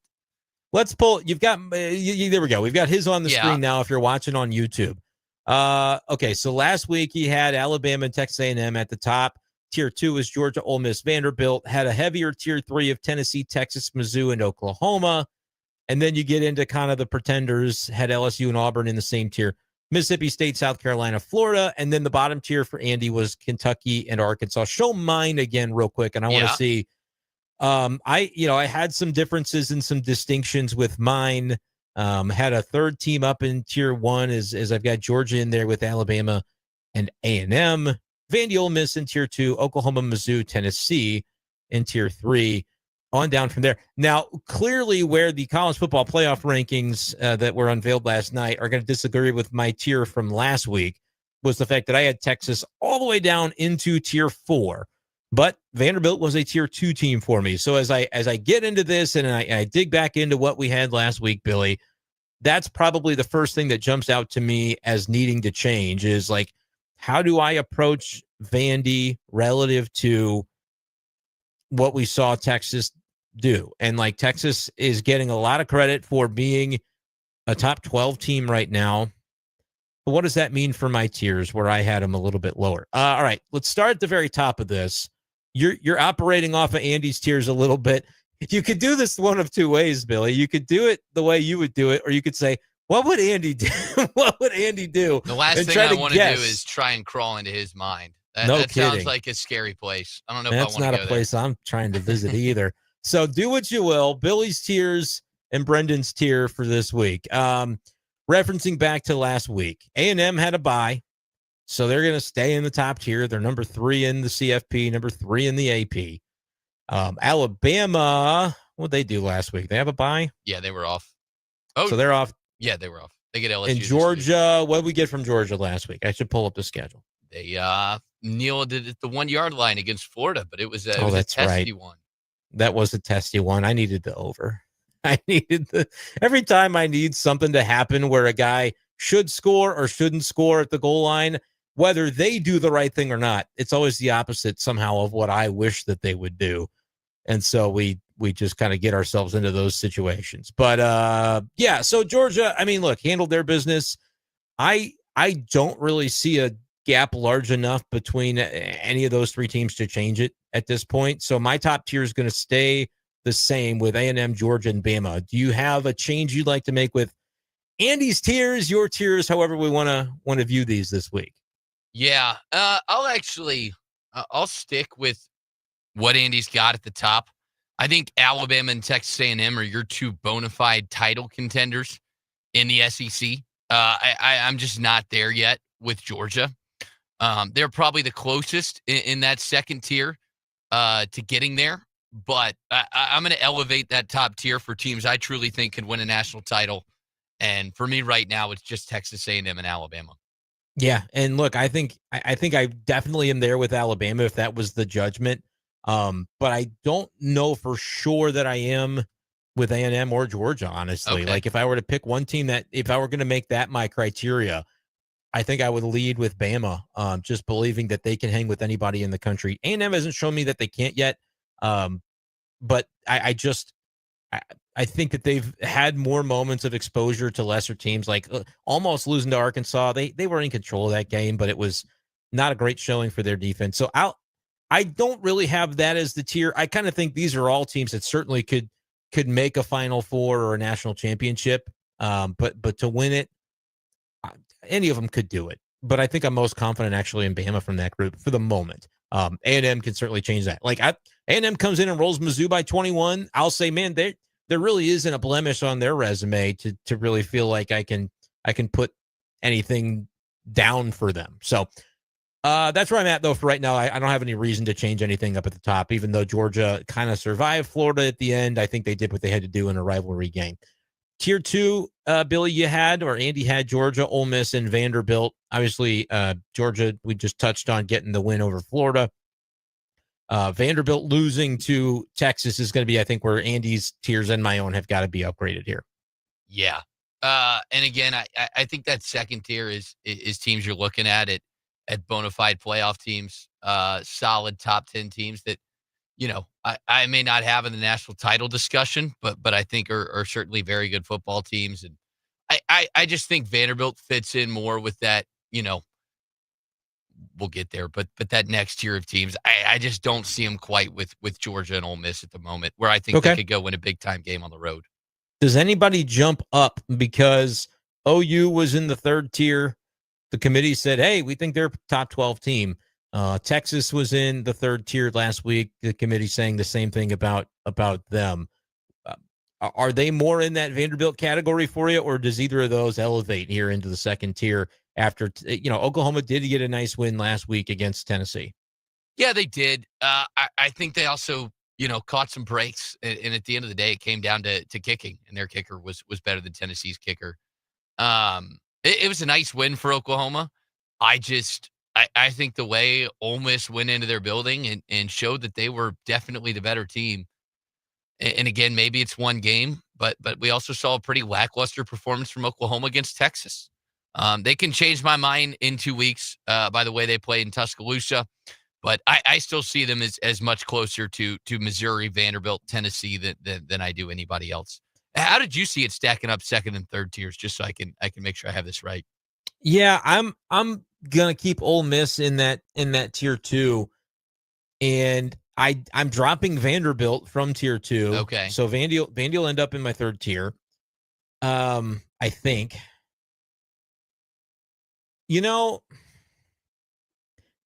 I might introduce another break here, and maybe I end up consolidating down the line, or maybe I just end up with more tiers than you're going to be able to fit on a damn graphic. Yeah. But I really right now, like, I don't want to get fooled and just kind of adhere to what the CFP is telling me. But I thought Vandy was exposed in the game against Texas. I know the final score, like, they technically covered. The final number was 3.5. I thought Vanderbilt looked terrible in that game. And I don't think Vanderbilt played that well against Mizzou. I don't really want to give Vandy the credit of being, I don't know. I'm trying to figure. I think Vandy and Missouri are in the same tier. I feel good about that. Do I find an angle for Texas or Oklahoma? Because at this point, as much as I have adhered to thinking like Mizzou, Vandy, Texas, Oklahoma, all these teams are kind of in the same bucket, I do have to admit Mizzou doesn't have a win like at Tennessee. We don't. Yeah. Haven't had a chance for it yet, maybe. You could say at Vandy would have been that, but lost it. Vanderbilt, though, by the same token, what's their best win? LSU? Yeah. They're not ranked. Like, they're not special. No. So I'm kind of calling Mizzou out a little bit with this. You want to be STP, please prove it. I'm begging for it to be proven on Saturday against Texas A&M. I know it's a high bar to clear. It's a big ask because Texas A&M is one of the very top-ranked teams in the country. But, like, if we're going to go through this season and lose to A&M and lose to Oklahoma and finish finish 8-4, like, that's your distinction. That's where you draw the line between some of these teams that had a claim to playoff or these aspirations versus what Missouri could ultimately be shown to be this year. I want them to be more than that, Billy, but I'm kind of like, I'm not out on them. I could predict Mizzou to win by Friday. I truly don't know what I'm going to say when we do Who You Got and give our score predictions for Mizzou, Texas A&M. But for the moment, I'm like, you know what they think nationally, the onus is kind of on us to disprove it at this point. That Mizzou's going to win the games they're supposed to win, but then anytime they're going to play a top 15 team, they're probably going to fall a little bit short because they haven't been able to get over the hump in those games. So all that being said, I think I am going to separate it out a little bit. I'll agree with the committee to an extent because I can find a signature win for Texas and Oklahoma compared to what I can find for Missouri and Vanderbilt. So tier 2, it's Ole Miss by themselves. I still think that top 4 is separated from what I've seen from Oklahoma and Texas to this point. And you're separated by the number of losses as well, which is not by design, but that does end up being what it is. And then tier 3 is Oklahoma, Texas. Tier 4 is Missouri and Vanderbilt. So I'll jump Texas up a tier. Oklahoma impresses me to get that Tennessee win, but I don't think Tennessee is that team either. So I'll have another tier break between Vanderbilt, Missouri, and then Tennessee, who's picked up, more losses than they can afford to be in this conversation. Tennessee's more in that LSU category. Nice name to your team, nice logo, excitement coming into the year, but you bungled it, man. You were not on that level this year. So you're eliminated from the playoff. I'm separating you out into those types of tiers between 4 and 5 at this point. That's where I'm at with those teams. Yeah, I think that's fair. Maybe it's just me not being willing to buy OU in Texas. Yeah. But I mean, the question is, what's our sample size? Because Texas in their biggest games this year, credit to them, have shown up for the most part. I know they didn't get it done against Ohio State, but they played well. They had a real prove-it game this Saturday against Vanderbilt, and hats off to them. They did. They dominated the game despite not covering. Exactly. That's what I saw in the 4 quarters of that game. They dominated OU as well. Yeah. I see it. I see it. I think it's closer than people want to give them credit for. Of course, you do have that loss in the swamp. That was ugly.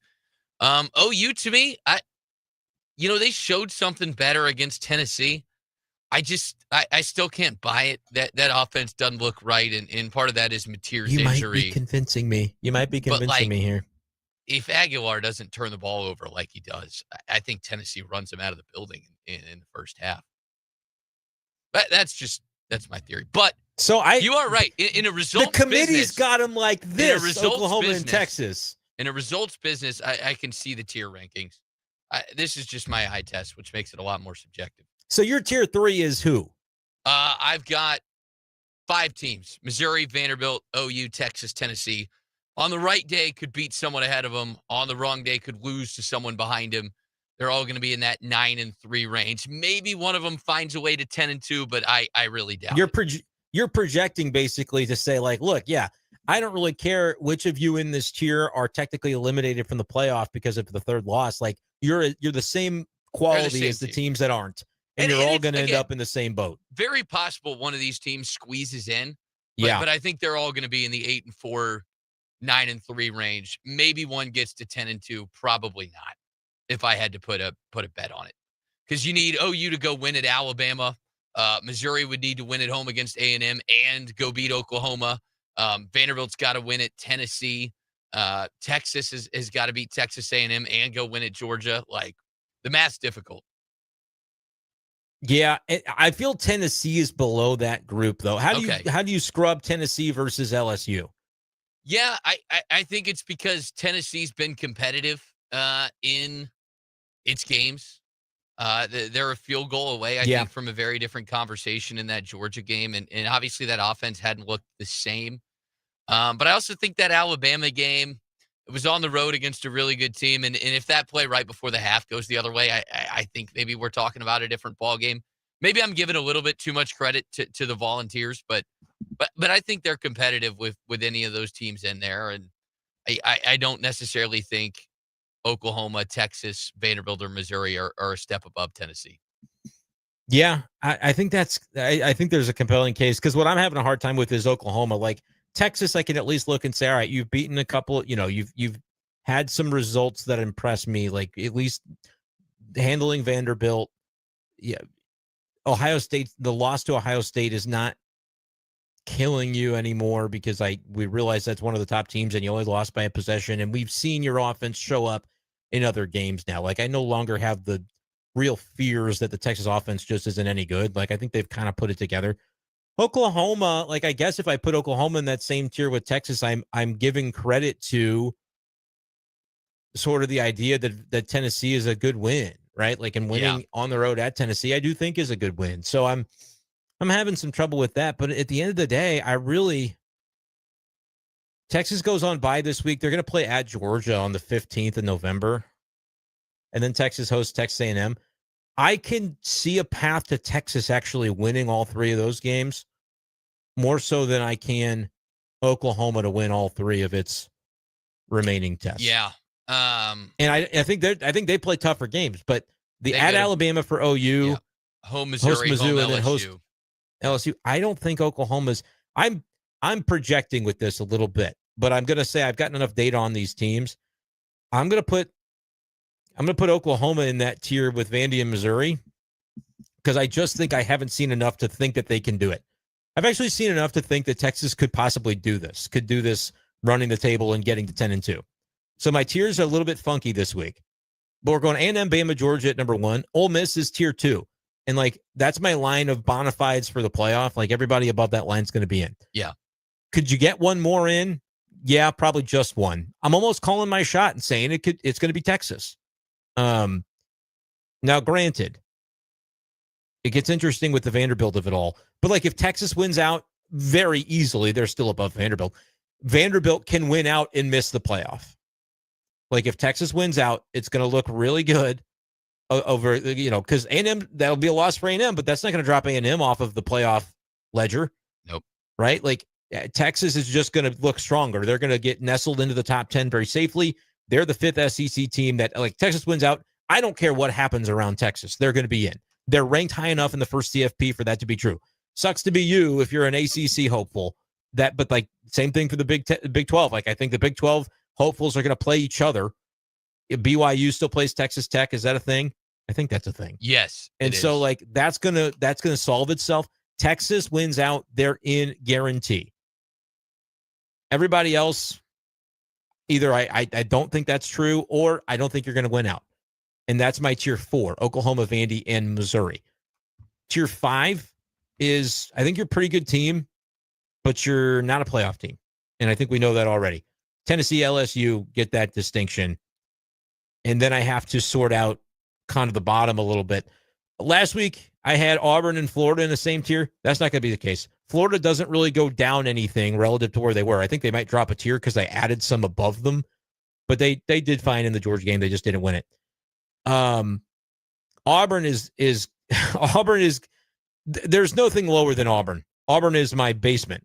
I don't even really want to put Kentucky in there with them because they did win at Auburn. So Auburn is my tier to the very basement of this thing all by themselves. And then I think beyond that, South Carolina, Arkansas, they're just kind of in the same group. Mississippi State, beat Arkansas. I'll move Mississippi State up to join Florida. I'll do that this week, Billy. And then Arkansas, South Carolina, Kentucky, I think are all in the same tier for me. And then Auburn just gets to sit down there by themselves, which I think does expand me to 8, technically, tiers for this week. But I came in saying I needed to be punitive against Auburn, and that's what I'm going to do. Yeah, no kidding. No prisoners taken. Are you taking over head coaching duties on the Plains, Brendan, to get these boys right? No, because I had to decline that offer because I want them to have to sit in it for a little bit. Okay. If I went in there and fix it for them, then I'll have to move them back up in my tiers, and I don't want that. I don't see that. I mean, the best part of this is we know the Iron Bowl is still going to come down to the last play at Jordan-Hare. It's going to be one possession game, some way, somehow. I can't wait. 13-10 final. I was pretty stunned by that. We've seen some mismanagement during the Freeze era, and here, I'll flash the tiers up here while we got it. The level to which they just absolutely, destroyed any semblance of competence with the way they managed the quarterback situation. It was stunning. Gross. It was stunning. And I truthfully, from everything I'd been hearing, they really didn't want to fire Freeze. It was just the way that loss happened was all of the frustrations from the Freeze era borne out in one game, and there was nothing left. And they kept switching back and forth the quarterbacks. Like, they just had to. It was done. It was done at that point. I'm a little more consolidated towards the bottom. No kidding. Yeah. You've got 5 tiers. I've got 8. Yeah. Maybe I don't like making decisions. But Mississippi State, Florida, LSU on the right day could step up and beat somebody good. But yeah, teams with obvious flaws. 5 is just yikes.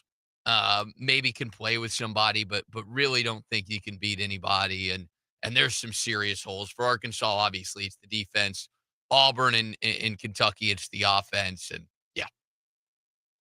I think that's interesting, and I can't really disagree with it. Like, I dig so hard for the minutia of it all, and then at the end of the day, it's like, yeah, you got your teams that are pretty good, but they're probably going to fall short of the playoff, and then you've got your teams that you put together and said they're okay teams, they're probably bowl caliber teams, and then you got your just straight up not very good teams this year, and I'm like, I'm expanding it out. I'm glad though. Auburn needs it after what that was on Saturday. I mean, that was pitiful. Even? You don't have to update it right now, but for Andy next week, what I want the graphic to say, leave tier 8 blank and put Auburn in tier 9. I want to go so far as to just, because Andy probably won't even look at these until next Wednesday, and then he'll wonder what the hell happened. It might be just not in the graphic. Can we ban them from the graphic? Or just like if we could just put their logo really small in the corner, something like that. But no, I wanted to be punitive, and I think I accomplished that of Auburn today. So I feel good about these tiers. You can check out the YouTube stream as well for the updated tiers, youtube.com/@KTGR Sports. We've got that up on our YouTube page within this live stream. So check it out. We'll take a break, though, Billy. We'll come back and talk a little bit of baseball and see if we can't get this hot stove lit when it comes to MLB. And from a Cardinals perspective, what's going to happen with Arenado? Is this the year? Is this a winner that he gets traded? We'll have that next on The Big Show. Breaking down the Tigers, Cardinals, Chiefs, and more like no one else. The Big Show continues next on KTGR. Sons of insects, I am Bart the bedbug. But Bart the bedbug stands 5 millimeters tall. So I've heard.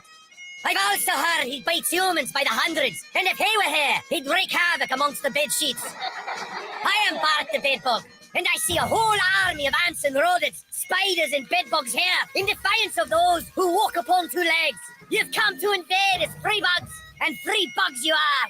What would you do without freedom? Will you invade? Invade? No, we'll scurry off and live. Aye, scurry and you'll live, but dying in your nests many days from now. Would you trade all those days for one chance, just one chance to come back here and tell the humans that they may take our lives, but they'll never take our freedom? Oh, is that Steve's? Never mind, scurry! I'm Steve with Steve's Pest Control. We will eliminate your pest problem and stop the fall pest invasion. I guarantee it. Steve's Pest Control. I'm Michael Agnew with API Project Fitness. At API, we're dedicated to helping you reach your fitness goals with workouts that are motivating, challenging, and effective. Our group classes are high energy and designed to maximize your time with efficient movements and smooth flow. There are real results here to find, whether you're just starting out or ready to push it to the next level. API is where hard work meets progress. Everyone needs a fitness routine. Let us be yours. Sign up today for a free trial at apiprojectfitness.com.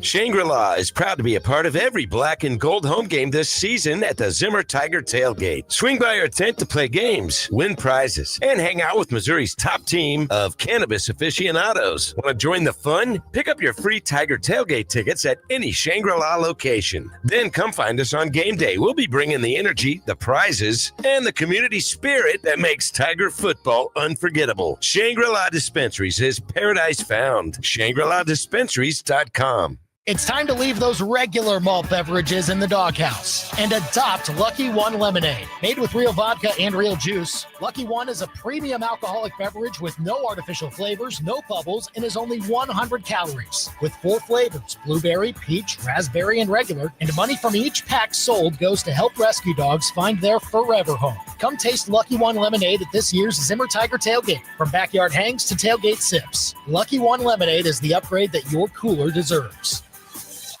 At Fuse 32 Marketing, creativity isn't just encouraged, it's essential. We're growing as a marketing agency, which means we're ready to grow our team of social and digital marketing specialists, graphic designers, writers, and producers. At Fuse 32, we elevate our clients' brands by creating bold branding strategies and bringing fresh ideas to the table. We are Fuse 32 Marketing, and we're always looking for the next wave of creators to join us. Fuse 32, there's nothing we can't do. Apply now at fuse32.com. Hey y'all, it's Molly from Billiards. November is the month for giving thanks. But here's something we're not thankful for. Ground turkey. But seriously, have y'all ever tried to make a burger out of that meat? No matter what you do, it is dry. You know what you will be thankful for? Our famous Billiards burger. No turkey required. Look at hometown for burgers and beer. Billiards, home Broadway. No turkey burgers were made in the making of this commercial. Back to more of the biggest sports stories in mid-Missouri. You've got The Big Show on the KTGR app.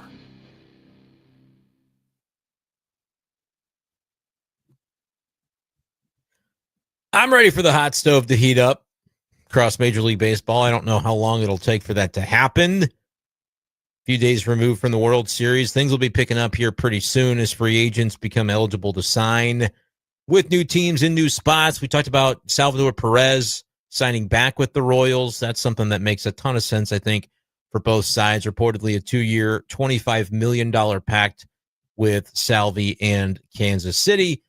Cardinals, I don't know that they'll be signing any extensions anytime soon, Billy, but I do think we could see some trade action this offseason. And there's a report in a recent article from ESPN where couple of the writers and reporters over there took to answer some of the big kind of pressing questions from the offseason. And in a section about, whether certain big name players could be dealt, Jeff Passan mentioning kind of in passing that Arenado is widely expected to be moved this offseason and is thought that he will waive his no trade clause. Is going to be willing to do so this time. Of course, as of the middle of this offseason last year, it was, I'll waive it for the right situation. The Astros were on his list that he gave to John Mozeliak, ends up getting a deal done with the Astros and then didn't go. Do we think, Billy, that it's going to be any different this time with Arenado? It certainly seems as though the tea leaves are out there for it to take place differently, but I've seen some reaction from Cardinals fans today who saw the Jeff Passan talk and said, I kind of will believe it when I see it. Yeah, and I think that's reasonable just because you wonder how aggressive this organization's going to be. And I'm kind of curious. I think this first offseason for Chaim Bloom's going to tell us a lot about, what he wants the next couple years to look like. You've certainly talked about, is this fan base ready for what a true rebuild looks like? And I'm very intrigued to see the way that he approaches it. And I think Arenado is going to be kind of the big case study. A guy who's got 2 years left on his contract. And I think even if you ask the most optimistic of people in that Cardinals building, they don't expect to be seriously competing over the next 2 years. And a guy who's, let's be frank, production has dipped the last couple of years, but certainly still a strong player. What do they do with him? Do they try and create value, or are they still trying to win ball games and be decently competitive? I think this situation is going to be a real tone setter. It will be. And I think that the way that it does end up going is that it is different from this time last year, because at the time I feel like Arenado had even more probably leverage than he does here. And I think we know more about where the Cardinals are heading. They have been pretty clear that while they're not going to sacrifice in the short, they're not going to make sacrifices that can hinder the long term. They're not going to give anything away in the short term. Like they're still going to try to win with whatever team they have, but it still kind of does trace back to that long-term vision of, are we heading in the right direction with the big picture of our moves? And I think almost regardless of what they can get back for Arenado, that's going to still boil down to they've got to have somebody else playing third base. They've got to have somebody over there that whether it happens or not, still has the possibility of his arrow pointing upward on the trajectory of his career. Whereas I think right now it seems pretty clear, even if he does maybe have a bounce back, the arrow is pointing in the other direction. His numbers offensively have faded each of the last 2 seasons. Injuries seemingly are starting to kind of mount and pile up for him in a way that I just don't know if you can project it to suddenly clear up as he continues to age. And so when you think about the way it went last winter in the list of 5 that really became 4 relative to now, like the maybe more certainty from Arenado's side of things that, yeah, while they kind of told me where things could be heading in 2025 and that it wasn't going to be competitiveness as the top answer and the top goal, I still kind of thought, maybe with the talent we've got, it could end up being better than if I take a deal to somewhere else. Now it seems pretty clear, okay, that this is heading in this direction, and I think you'll see other moves like a Sonny Gray trade, more likely than not, and maybe even a name like a Brendan Donovan or a Newt Barr that could be moved. Like those things will tell the tale, and I think will get Arenado even more motivated to leave. The question is, like, can the Cardinals get anything of substance for him at this point in time? His contract is only 2 more years, as you said. It's not a huge dollar amount. I mean, it's less than it was this time last year. And so maybe that's something that ends up working out for the Cardinals to be able to, more easily get rid of the money remaining on that deal. My thought, though, would be I just don't see the combination of the Cardinals getting rid of a ton of finances and getting great prospects back and having to do so while operating under a very limited list of teams. I think this time around, they might be a little bit more willing to just get to the bottom line of, hey, we're going to move this player. We got to get this player to buy into it because he does still have the no trade clause. But I think he's going to be more open-minded to where he could go. And I think the Cardinals are going to be more open-minded to, it doesn't have to be the perfect deal. We're going to eat some money. We get that. We're probably not getting a big marquee prospect in return. We get that. But we just need to probably find a way to move on for all parties involved. I don't think there's malice or ill will there, but I do think it would be the best case scenario to get it done sooner, maybe rather than later in the offseason. We'll talk about how that might be a bit of a challenge, but let's go on to the KTGR hotline first and chat with Paul, who wants to weigh in on this Cardinals conversation. Paul, how are you today? Doing good. Yeah. The thing I want to know is, do you think JJ is going to be on the 25-man roster on game 1, and what position will he play? And the other thing is, I know you say Mason Wynn's there forever, but having a knee injury and a bad back all the time, I don't like that. I wouldn't mind seeing them trade him. I know they probably won't, but yeah, whatever you have on that. Yeah, Paul, I think that's interesting. I mean, we'll talk about the Mason Wynn thing. First, you want to know about J.J. Weatherholt. I think a lot of people do. Will he be on the 26-man roster to begin the season? He's not on the 40 yet. They kind of maintain that flexibility in the offseason by virtue of not calling him up in August or September. But I think that just tells you, all right, they just want to make sure that he's going to have an everyday roster spot and an everyday lineup spot when the team opens up at the end of March. And then they'll add him to the 40, they'll add him to the 26. I think it will depend a little bit on what trades are made.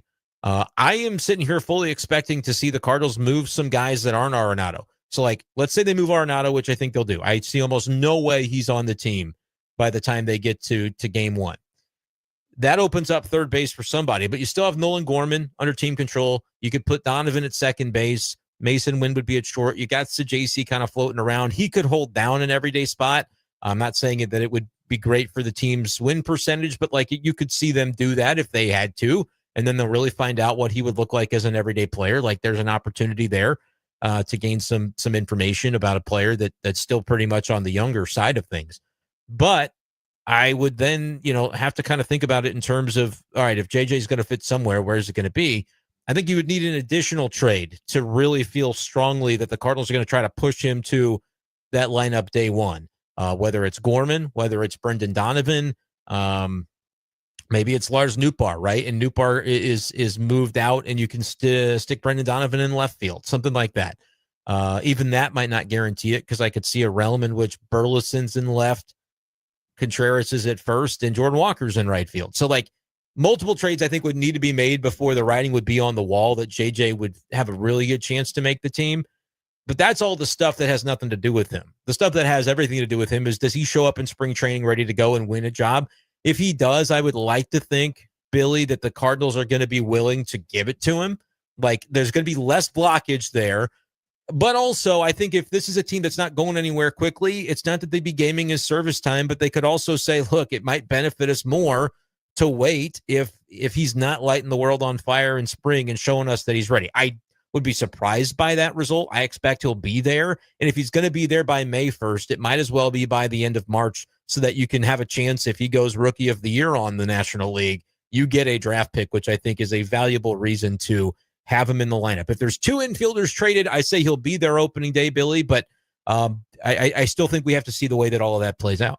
Yeah, and you touched on it. I think the way that last year ended in terms of the tension that's really starting to emerge between ownership and this fan base, if you want to go young and really emphasize getting playing time for these guys, I think that puts a lot of pressure on these guys to perform.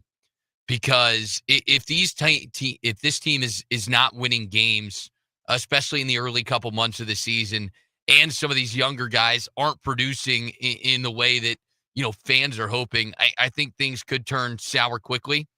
And so I would think ownership the front office is going to be pretty reticent just to play young guys, just to play them, because you're certainly, I think you felt it more in St. Louis, but boy, it really felt like when the calendar turned to July and August, things were really starting to come to a head between the Cardinals faithful and ownership. Yeah, I mean, the attendance was down, and then we know that it's not going to just like shoot back up because there's not going to be a new level of the excitement. I do wonder if it's an active offseason, not a productive one in terms of like they take their roster and make it better for 2026, but they trade a couple of veterans on contracts. People are excited about the direction because they say, look, Sonny Gray was going into the final year of a contract. If they move him and get a young pitcher back, that might be a AA arm, but like people can at least get behind the direction, and they can be excited to watch the AA and AAA team to see what does Liam Doyle do, the draft pick out of Tony Vitello's Tennessee. What does Quinn Matthews do? Can he end up being a guy that can help him at some time this summer? I think people just have been begging for a direction, but what that could mean is 90 losses in 2026, and they've been begging for that direction. When it finally comes, it better be crystal clear with the messaging and the way that people can say, understand that it's coming, but it's not going to be here yet, and that means we're not going to win that many games right now. I will be very curious of the push-pull between Cardinals fans. This is what the people in my Twitter mentions have been asking for multiple years. Now you get it. You get to be that rebuild team, but that comes with some rough baseball from April to September, and that could happen this next summer. And how do the fans deal with that? And how does the ownership deal with that? Because they've kind of been always very hesitant to go all into committing on that rebuild side of things. They've always wanted to dangle a couple of carrots and have the things that the fan base could be expected to show up to Busch Stadium for. But when they realized that they couldn't get over the hump doing it that way in 2024, they said, we've got to reinvest into infrastructure, and that's going to mean less spending on the big league roster, which is a bit of a cop-out. Like, I don't think they spent $22 million on infrastructure. I think they probably spent substantially, but I don't think it was the same value as the one-year contracts they gave to Lance Lynn and Kyle Gibson the prior summer. So could there have been a little bit more of doing both rather than just signing Phil Maton at the last second in spring training and then saying everything else was infrastructure based? Like, yeah, I think they kind of pinched the pennies a little bit on that. But if the direction also includes young players at every position, so you can find out if Thomas Saggese is someone that should be on the team in 5 years or not, if you can find out if Jordan Walker should be around, if Gorman should be around, or if you trade the ones that they've already decided aren't worth a darn, like getting that to happen has to include moving on from veterans like Arenado, Sonny Gray. And I think everybody likes Wilson Contreras because he's just such a fun dude, and he's a good dude, and he's a good leader in the clubhouse. And in terms of the way that he like plays the game and can bring people along with him when he plays that exuberant, exciting style. And so like, I think you can live with him still being on the team, but otherwise like people just want to see that they're moving in a direction, and that could be big for the fans. But without, that clarity this past summer, I think is where you did see a lot of that apathy set in, and people wondered like, why is John Mozeliak still here? If we know we're moving on from him, why are they not bothering to do it now? And maybe 2025 was a big waste of time in which they had to just keep up some appearances and make everybody feel good on the way out. But we're going to get to see how much more decisive can a Chaim Bloom-led front office be. And I think for Cardinals fans, that could end up going a bit of a long way. Paul asked about JJ Weatherholt. What was his other question? I talked about the Weatherholt stuff, and I'm about blanking on Mason Wynn. Mason Wynn. Yeah, the Chaim Bloom of it all is interesting to me there, Billy, because don't you think there have been times where the Rays have made trades over the years, and you're like, whoa, the Rays traded that guy, and then it ends up kind of working out because they churn. That would be the one thing, as I would say, like John Mozeliak never would have traded Mason Wynn, but I don't think Chaim Bloom's going to, not this offseason.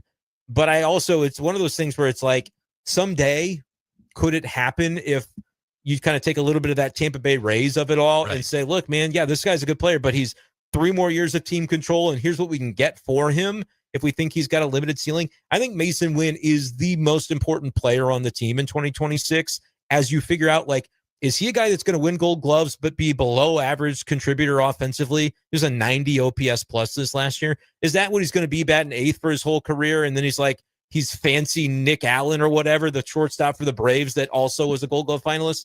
Or is he going to develop into a multi-tool player at the plate where he can hit 15 to 20 home runs? He can give you an on-base that justifies batting him in the top third of the order. He can give you enough doubles and homer pop to be able to support an OPS in the upper 700s. And now he's a Pete Crow Armstrong type of value where he's getting 5, 6, 7 wins above replacement. That's what has to happen, I think, for the Cardinals rebuild to be expedited. And the way they go with Wynn could be interesting. Yeah, that was the point I was going to hit on is what kind of jump could that offense, his offense, make in particular. And that's where you do worry about, how much pressure do you put on these guys if you decide to go young? And that's the way you market the team. That's certainly one way to spin it direction-wise, is to say, hey, listen, we're a young guy. We're a young team, excuse me. If you come to Busch Stadium, you're going to get a look at these guys that are fun, exciting. But, if we get into the dog days of June and these guys aren't producing, all of a sudden those slumps start to hurt a little more. So by putting them in higher spots in the lineup, are you putting too much pressure on Wynn? I don't know. And the other thing on your Chaim Bloom point, the Rays felt like a different situation. Here he comes from Boston. It's an organization that had been struggling for a vast majority of the 21st century, since that kind of, 2010 era where they were in the World Series. Felt like he probably had, I would imagine, a little more cachet and leverage in the building than he's going to have in St. Louis, more of a baseball, obviously, institution.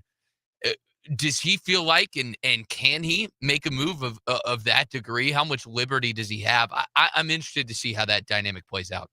I would say ownership definitely was in line with everything John Mozeliak did, and that's why you probably didn't see as many big moves, right? Whether it's trades or free agent signings, I think it was always kind of having to compel ownership. I wonder if ownership lets loose a little bit and says, we hired Chaim Bloom to do a job. We loved Mo, but things had gotten a little bit stale and we couldn't compete at the highest level.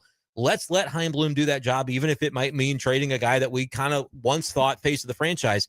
Yeah, at some point, they do have to just develop into the organization that gets more consistently into the playoffs than they've been. So that'll be interesting to see, and there's going to be a lot coming from this hot stove to figure out what the Cardinals' involvement in all of it is going to be. So we'll have that. When we come back, though, I'm going to let Billy riff on the top 10 of the CFP because he said he had a little bit more to get into, and so we'll give you a live local sports center and then come back with a little bit more college football playoff rankings to wrap up the show.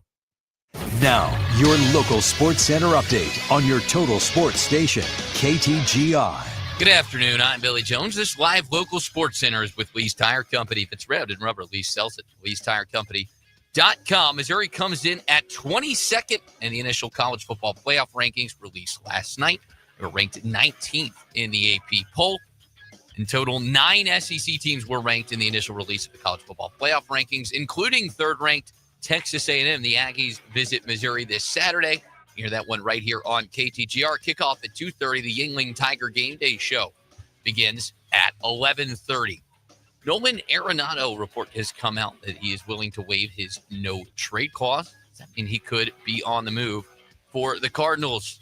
NFL trade deadline was yesterday, officially at 4 o'clock. No moves for the Chiefs as they charge on. They sit at 5-4 on the season. They're off this Sunday, but they will head next week to Denver for a crucial matchup with the division-leading Broncos. On Monday, the St. Louis Blues snapped a 7-game losing streak when they beat the Edmonton Oilers 3-2. They're in Washington tonight to take on the Capitals. Puck drop set for 6:30. Ovechkin can make history by becoming the first NHL player to score 900 goals. Up next, your ABC 17 Storm Track forecast.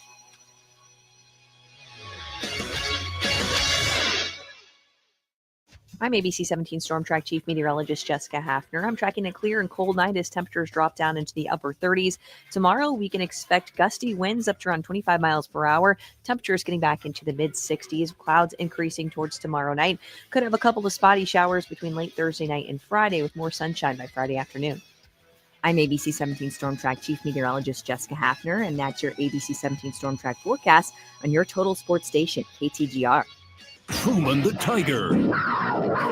M-I-Z. Marching Mizzou. And of course, To the house! To the house! the traditions of Mizzou football live here. Join us Saturday. The Tigers return home to face Texas A&M. Our coverage begins at 12:30 on your home for Mizzou football. We are Mid-Missouri's total sports station, KTGR.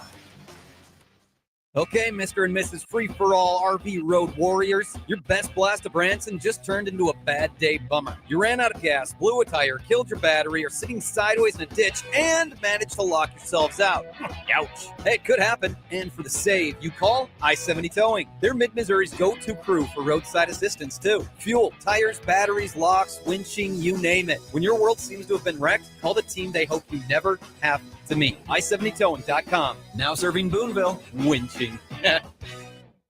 Hi, I'm Rainey. And I'm Leland. And we're with Betts Jewelers. It's almost time for our 13th annual Fall Color Show. Join us on Thursday, November 20th from noon to 7. Come pop a balloon to reveal your prize. You can win your purchase 20% to 40% off. Or for free up to $5,000. Can't wait to see you at Betts Jewelers for our Fall Color Show. Noon to 7, baby. November 20th. Beautiful moments begin at Betts. Begin at Betts. This is Kim with Hearing Aid Consultants. I am truly honored to be voted Jefferson City's best, and that wouldn't have happened without our genuine and outstanding patients. We focus on continually serving those struggling with hearing loss with the best value in hearing aid technology in the area. If you are interested in a comprehensive hearing evaluation and solutions, please see us in Jefferson City. Hearing Aid Consultants in Allmake Repair Lab. We are here for you today so you can hear tomorrow. HearingAidConsultants.com. My name is Nick Rasmussen, and I used Phyllis Nichols to get my life insurance. So I really wanted to get a term policy that would cover us for the next 20 years. For some reason, something happened to me, knowing that my wife was going to be taken care of. Life insurance is a really tricky topic, and working with Phyllis, she talked about all the ins and the outs, what I was getting, why should I do whole life or term, all those different types of products that are out there can be incredibly confusing. Phyllis will sit down and go through all of those with you. I just know that she's always got my best interest at heart, and everybody in town should use her the next time they're getting a quote. Dean Jones with Living Canvas Tattoo and Body Piercing in downtown Columbia. I've been partnered with Zimmer for the last 20 years doing advertising, and they've been a big help. I've learned a lot from them. They've offered me a lot of resources to help grow the company, grow the brand. That's why all of you listening to this right now know who we are and have heard of us before, because Zimmer does such an exceptional job helping businesses grow. Zimmer Communications. You know business. We grow business. ZimmerCommunications.com. The warm scent of maple spiced coffee fills the air. And is that a hint of Caribbean rum? That must be Caldy's Coffee Highlander Grog Brewing, our decadent maple spiced blend that's won fans nationwide. Loved for how it smells and for how it makes you feel. Each cup brings back the comfort of a classic coffee morning. Cozy, nostalgic, maple spiced coffee. Shop Caldy'sCoffee.com for your bag today. Also available in pods. Well, the holidays are going to be here before you know it, and so will the family visits, the gatherings, and all the stress that comes with them. If your to-do list around the house still hasn't been touched, call Bax Homeworks. Their handyman service can take care of those little fixes, updates, and projects you've been putting off. Don't worry, you're not the only one. But that way, you can focus on what really matters. Relieve the stress now. Visit BaxHomeworks.com or find them on Facebook. Bax Homeworks. Getting your to-do list done. They can't shoot it straight on the golf course. but they can shoot straight on the biggest sports stories in mid-Missouri. Back to Andy and Brendan on The Big Show on KTGR.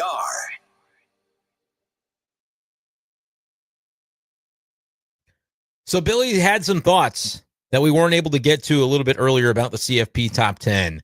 What other inconsistencies, Billy, did you find? Of course, Mizzou ranked number 22, but you found some things that you weren't so sure about even higher up in the rankings. Yeah, so 1, 2, 3, Ohio State, Indiana, Texas A&M. If you want to talk about depth of resume, it should be Texas A&M, number 1 in strength of record. If you want to talk about efficiencies and the best win, it's Indiana. They won at Oregon. They have better numbers than Ohio State, but Ohio State ranked number 1. Okay, fine. We're just saying we're watching the ball games, and Ohio State's the best. I guess I can get behind that. If we go 4 through 9, how is Oregon stuck down there at 9? I get the resume hasn't looked good, but they've been dominant in every game they've played besides Indiana and in that Penn State game. I don't get it. What was the margin against Indiana? It was a pretty. They lost by a touchdown. Yeah, Indiana did dominate that second half, so maybe that's why. But no, you're right. I don't know. That seems to be like a kind of a minor. I think it boils down to like you have these teams that you have to figure out what to do with. Yeah, and like what do you do with a BYU that hasn't lost yet, but and also Texas doesn't Tech, have that one loss was a 1-possession game on the road without their quarterback. Yeah. So I think that's more where it boils down is like there's the numbers in our head are like they're finite. We know what it looks like to be like a number 7 or a number 9 team and like what the implication of those things are. But then in this given year, you've got who you've got and they've got to find a way to place them in some way. I'm just glad that these aren't the final rankings. You get a chance to influence them yet a little bit more. We'll try to influence you and your thoughts on Mizzou, Texas A&M. It's coming up Saturday, and we'll be back here tomorrow at 4 o'clock to continue breaking all that down as we move into a pretty pivotal one for the Tigers. For Andy, who's not here, for Billy, I'm Brendan. We're done for now. 1851 Underground in Fulton is a unique